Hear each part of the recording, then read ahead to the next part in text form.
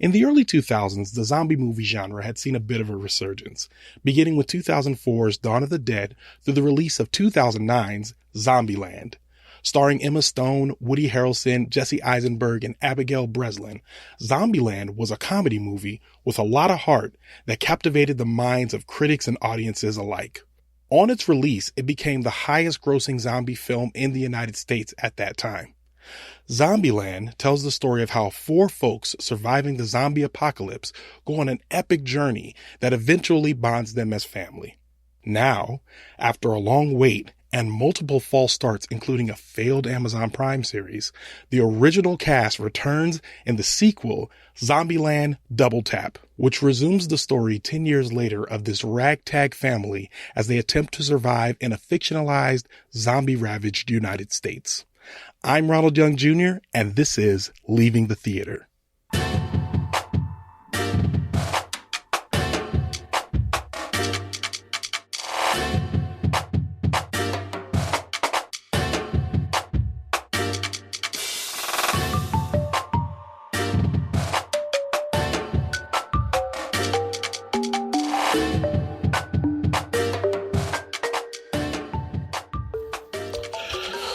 What's up, y'all? I am leaving the theater after Zombieland Double Tap, and I have a few thoughts. First of all, it's late. It's 11:52. Came to a 9:50 showing. Saw in the Dolby Cinema. Best way to see a movie, in my opinion. Great sound, great picture, all that stuff. Movie was good. Really liked it. From the opening shot, one thing I noticed was as soon as the movie started, for those of you that like the original Zombieland, as soon as the movie starts, it just puts you right back in that feeling. And I realized, and when I say feeling, I mean you feel like you're back in the world of Zombieland. And if you liked the first one, then you'll like that. I think the reason why that happened is because this movie has the same director, same writing team, same cast. And it's rare that with sequels that you get that anymore. It really is. Typically with movies, you'll get a sequel because people really like it and they'll change up the director, change up people and all that. And it'll be it wasn't good as the first one. This movie was every bit as good as the first one. In some ways, it was a little bit better. They introduced new characters played by Rosario Dawson, Luke Wilson, Zoey Deutch, I think her name is. And all of them were great. The characters did not take away from the story. They had a few subplots going that were all very entertaining, which was good. The flow of the story went well. At one point, I'm sitting there watching and I realized I'm looking at Emma Stone, who is now an Oscar winner. In the 10 years since they made this, she's won an Oscar.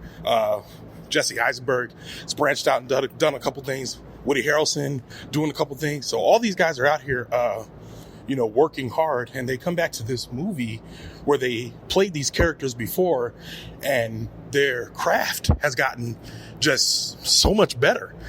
And it's weird because they're in a comedy movie, but they're taking it seriously and they're doing a great job. So funny, just like the first one.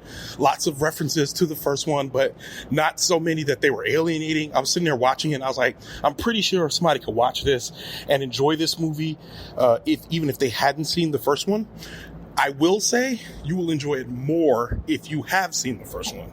So I think that's good. When a sequel makes it good enough for you to enjoy by itself, and that doesn't alienate new people from coming in and watching it, but also embracing all the people that did watch it with a bunch of references to his rules and stuff from the first movie, which I think was great.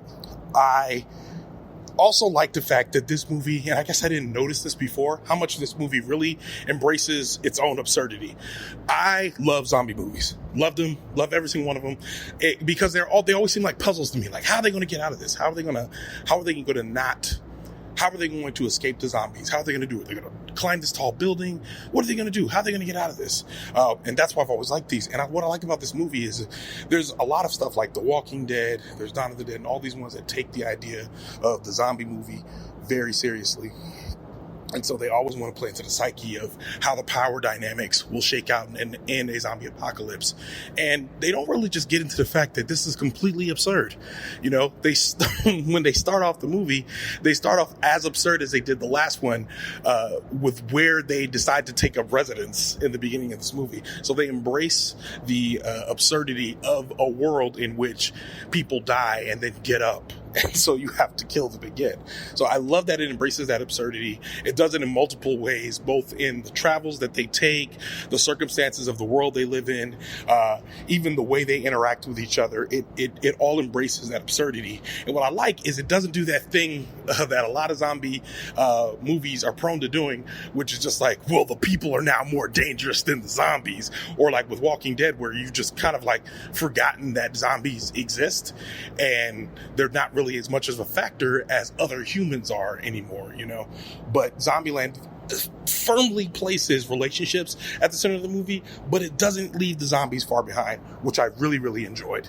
I thought it was, like I said before, I thought it was great acting. I will say the one drawback for me was that this movie was made 10 years ago, 2009. The first one, Zombieland, was made 2009. This one just made this year, 2019. 10 years have passed, and there's not much acknowledgement of the passage of time. In some ways, I felt like they didn't acknowledge how much time passed between when they were at Pacific Playland and when they end up where they are right now. There is an acknowledgement that some time has passed. There's an acknowledgement that they've bonded together as a family, but there's no acknowledgement as to the actual amount of time, except in Little Rock's age. That's the character played by Abigail Breslin. That's the only time you get to look and really see, okay, so we all know that a significant amount of time has passed, but we don't exactly know how much, and they don't really acknowledge that. Now, in everything I've read, it says it's 10 years, but in the movie, they don't really acknowledge that actual quantifiable 10 years, which ends up being not very important. But just as a nitpicky person, I'm sitting there watching, I'm like, man, it seems unusual that they wouldn't at least say, hey, it's been 10 years, you know, or something like that. Yeah, great movie. Don't have a ton to say about it, other than everything I've just said. I will say that if you've seen the first one, you are going to love this one. If you've seen and liked the first one, you're definitely going to love this one. If you did not see the first one, I would recommend watching the first one, then watching this one again, then watching this one, because you'll enjoy it more. But you will enjoy it because lots of jokes, lots of fun to be had, watching this movie. But I think the first one sets up the world for you a little bit, and this one just takes you exploring a little more.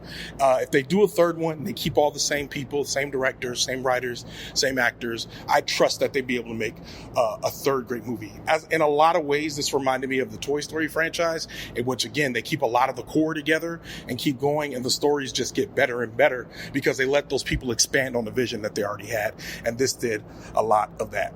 So, yeah, that's what I thought about Zombieland Double Tap. I give it 4 stars, 4 of 5 stars. You could take your kids, take your preteens and your teens. I don't know about the little kids. There's a couple of scary elements when it comes to zombies, but I don't think there's anything in this movie that's terribly polarizing for kids. Of course, there's zombie violence and all that, but other than that, I think it's pretty easy to watch. If they're terrified by zombies, then don't bring them. But preteens, teens, I think they'll be all right. They'll enjoy the movie and probably laugh a lot. So, yeah. Leaving the Theater is a production of OhitsBigRon Studios. Theme music by the mysterious Breakmaster Cylinder. You can get updates about this show and other OhitsBigRon Studio shows by following me on Twitter and Instagram at OhitsBigRon. That's at OhitsBigRon. If you like this podcast, check out our sister podcast, Time Well Spent. It's available everywhere you get your podcasts, including the method you're listening right now. Leaving the Theater will be back soon. See you at the movies.